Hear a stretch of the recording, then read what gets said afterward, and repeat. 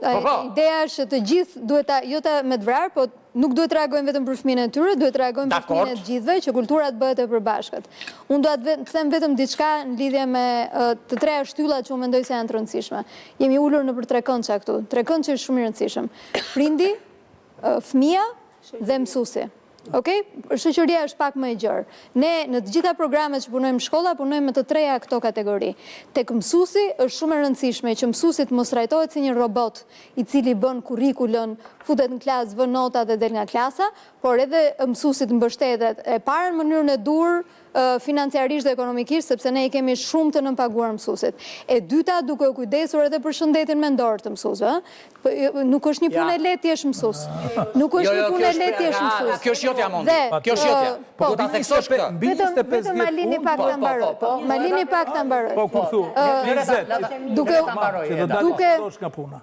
Duke u kujdesur për shëndetin mendor të mësuesve, duke u kujdesur për mirëqenien e mësuesve dhe që të jenë edhe ata në një ambient i cili nuk është një ambient që mund t'i nxjerrë për jashtë, i pushojnë nga puna, i trajtojnë, i bëjnë duar trokasin e tjerë me drejtues të cilët nuk merren vesh se si vinë nëpër shkolla, të cilët më shumë vendosen politikisht se sa janë drejtues të mirëfillt.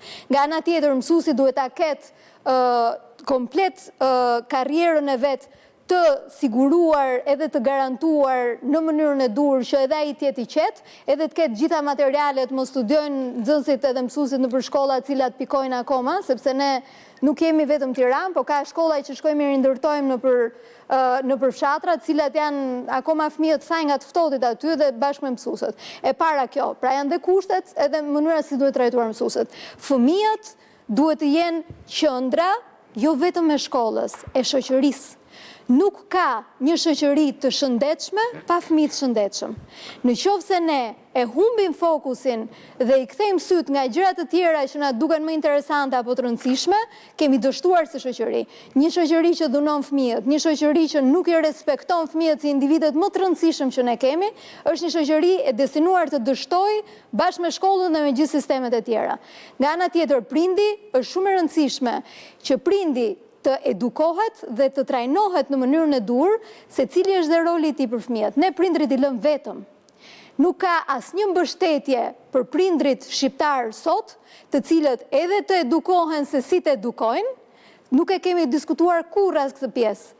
Dhe nga ana tjetër, edhe një mbështetje që ai prindri të mos ketë nevojë të punojë nga 12 orë në ditë, edhe të mos e shohë dot fëmijën e vet me sy, por të ketë një sistem mbështetës edhe për prindërimin, që ne nuk e diskutojmë fare, se ne diskutojmë vetëm një nga këndet e këtij trekëndshi dhe pastaj themi pse shkon, po shkon pra gabim, sepse të treja këto gjëra duhet të shkojnë me mbështetje dhe aty ku ne dalim pasaj që shkojmë të shoqëria dhe shkojmë të sistemi.